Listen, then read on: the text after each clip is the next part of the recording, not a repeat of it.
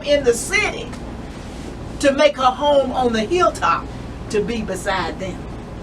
There she could watch out for them all day and all night, while using her motherly instincts to aid her in fighting off all kinds of wildlife.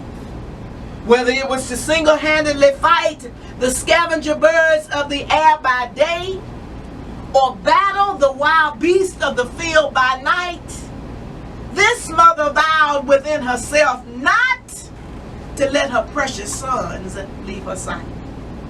For she made up her mind that her sons were going to be safe and without any disgrace, while believing in her heart that this would surely happen no matter what it might take. She would let no animals come near them to eat of their flesh. No, their bodies would be whole when they were finally laid to rest. So she chose for herself a hard rock by their side that offered no comfort nor any place to hide.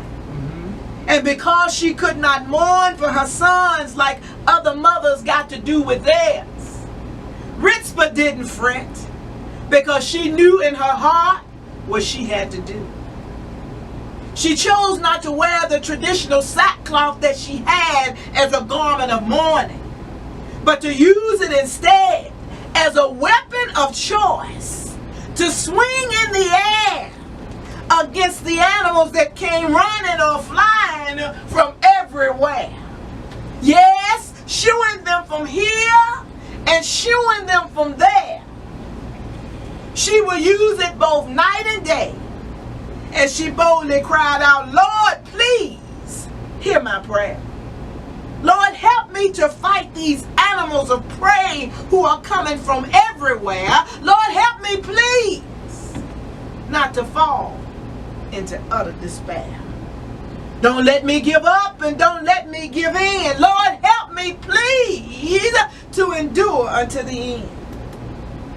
And I believe as she prayed that her prayers were definitely heard, since she prayed out of respect for who God was to her, as per Deuteronomy 32:4. For she had no anger towards him at all, because as the rock, his deeds are perfect and all his ways are just. He is a faithful God, true, upright, and never ever false. So she stayed there with her sons until the rains from heaven came, that signified to all that the judgment on Israel had come to an end. Yes, she stayed there tirelessly for a total of 7 months, using whatever time of rest not to sleep, but to attend to her children's needs, by taking the time to wash their bodies with the tears from her eyes, as she dried them all over with the breath from her prayers. And she also, I believe, may have taken the time as well to anoint them head to toe with the fragrant wildflowers that grew beneath the tree, as she sweat by the day and froze during the night, while never ever taking a moment to let not one of them be out of her sight. Because this, my dear friends, is the power of a mother's love. And these are only some of the things that only a mother would do for her kids.